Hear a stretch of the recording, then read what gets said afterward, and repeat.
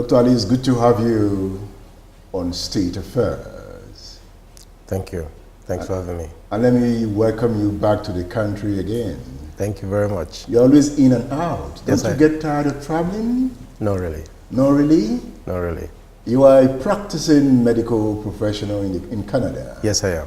What is it like practicing medicine in Canada? It's the same thing as practicing medicine here, to be frank with you. People are the same everywhere, just more resources available to you, which makes your life easier as a physician because you're able to help more people without more guesswork. Otherwise, I train here. I've added some knowledge since my undergraduate after finishing from UI, but otherwise, it's the same. It's the same approach, really. But do you feel like coming home sometimes to intervene in the health situation in your country? I have come home to assist in health matters. I will use the word matters here since I've been away. And actually, it was one of those visits delivering healthcare and a medical mission, actually, that made me start thinking a bit more deeply about our society and what I left behind and where it was. This was 10 years ago, 2008, and where it is now. So I still look forward to, I've spoken to colleagues about establishing a chronic pain clinic, establishing a regenerative practice. My family knows that one day I want to come back and set up a practice here. So yes, we'll be happy to have you at home full time, so that at least you treat us well. Because it seems our medical system has failed. Is that not true?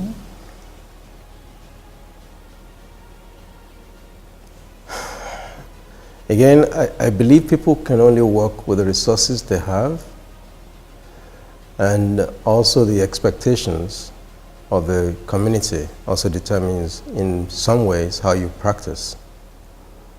So in some ways, I know the society holds the medical community to some responsibility in terms of, but also more importantly holds the government, if I use that word, to the failure in quote of our health system. The reality is it's more of a reflection of the general society at large. And the healthcare providers in that system can only function based on what they have available to them, not for lack of wanting to or trying. That's my belief. So the failure, I quoted, that's why I paused about the response, about the failure. Failure in respect of what? Or respect of who?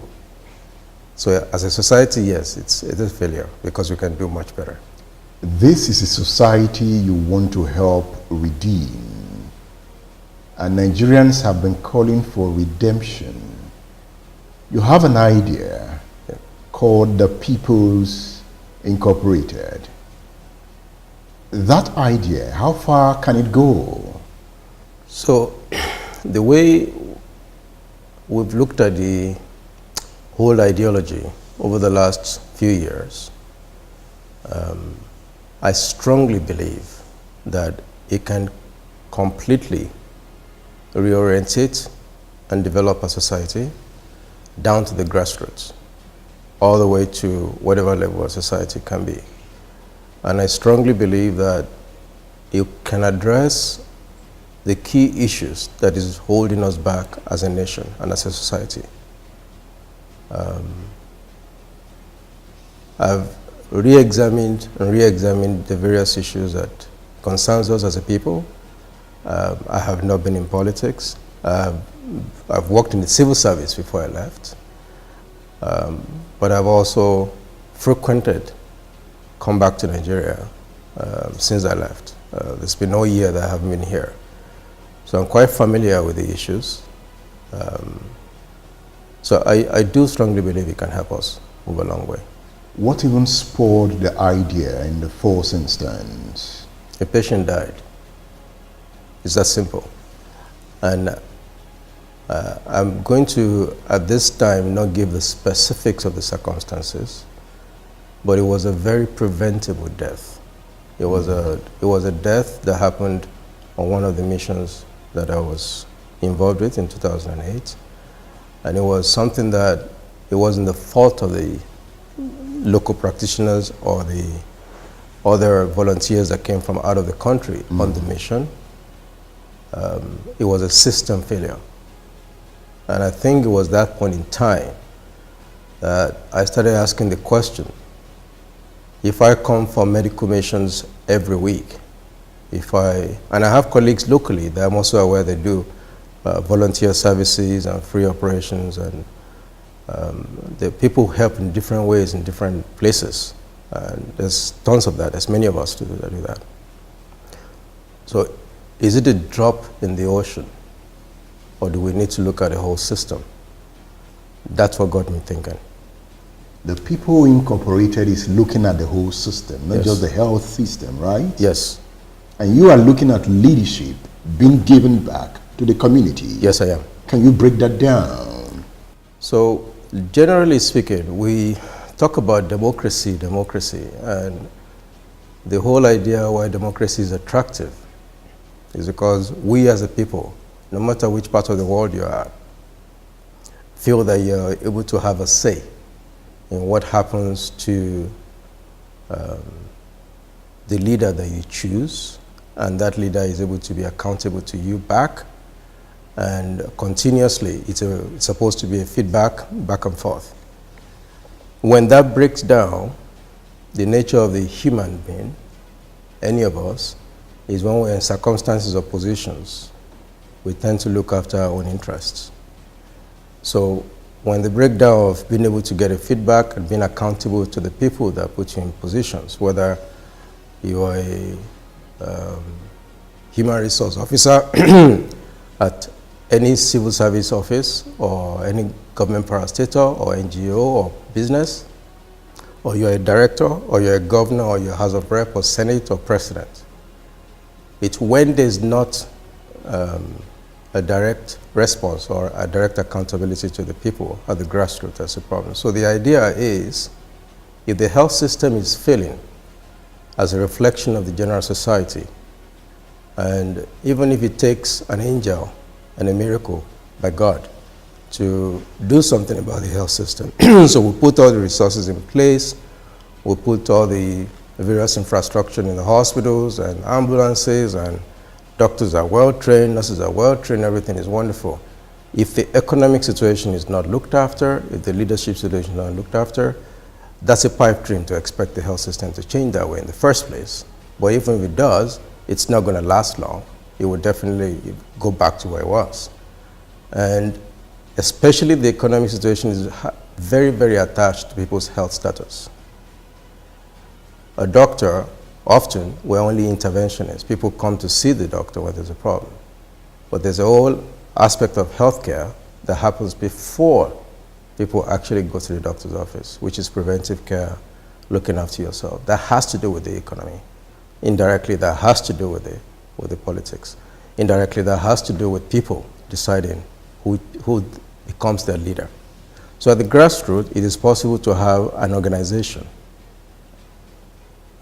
have ourselves in such, for lack of a better term right now, committee that is appointed at the local level, that is actually able to determine what happens to the resources locally, manage that, and in some way or the other, by doing that, they can also be able to give opportunities for local young youths, or youths as they call them, through youths in their 16s, in their teens or early 20s, that are true born leaders, and they have an opportunity to serve in their community, and that gives them the experience they need. It also gives them the opportunity for the community to have known and tested them, that they actually are interested in serving their people. But we have such communities around. You have landlord associations, even youth associations in different communities. Right. Have these associations even lived up to expectation? Okay. I appreciate that question. It's actually the fact that we have the various community organizations in some way thriving, for example, the local cooperative thrift and credit societies, the AJO, the Osusus, they've existed for decades, and many people still benefit from them, and they're still ongoing. And then you have the landlord associations that you pointed to, and you have the various communities also having one organization, or egbe, as they call them in Yoruba, or the other. So that shows that the community does try to come together to organize themselves. And that was the inspiration, that if we can do this at some level, to some point, only problem is so far, it has been directed to a particular end. So landlord association is a forum for landlords. From what I understand, people who are tenants in the community also go there to those meetings, but they're not necessarily as strong in terms of decision making. Youth associations are there, but often can be hijacked by other agenda. Yeah. What I am proposing is a situation where the community actually knows, and again, having been brought up and raised in Ibadan, most of us know who to trust in the community. It's not about the person having been a lawyer, a doctor, or pastor, or anything like that, or being the Bale or the real elder. There are certain key members of the society, of that local community, that we know their word is gold. So it is informing a community in the group, in the community, 3, 5, 11, whatever that community chooses, of such individuals who are empowered to be able to look after things that have to do with with that community at large.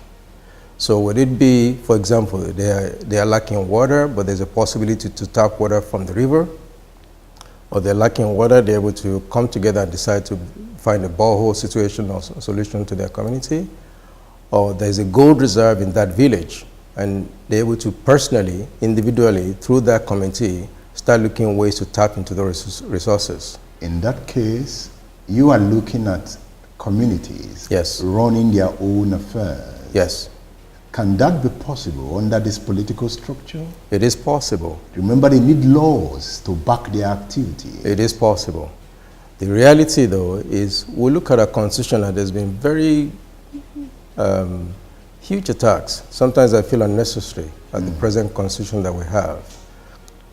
It's not perfect, but it has a lot of advantages that we need to look at. The fact that landlord association exists, youth association exists, and all these various organizations exist is because of the freedom of association. The Constitution also gives the right to every Nigerian to be able to self-determine its own end, which is why you're able to choose the job you want to wear, where you want to work, so that you can move freely, you can relate freely with whoever you choose based on what the Constitution allows right now. So what you're doing when you form such a committee is not necessarily forming another government. You're not usurping the power of government. You're coming together as a community to look after the interests of your community. And if the government decides to say it's one way to be able to relate with you, to help you address those issues, wonderful. But it also becomes a platform for that community to also come together and look at what the general issues, the real issues are, not what the political issues are, not what the tribal issues are, but to be able to have a forum where they can all come together and discuss the real issues that concern them that they want to address.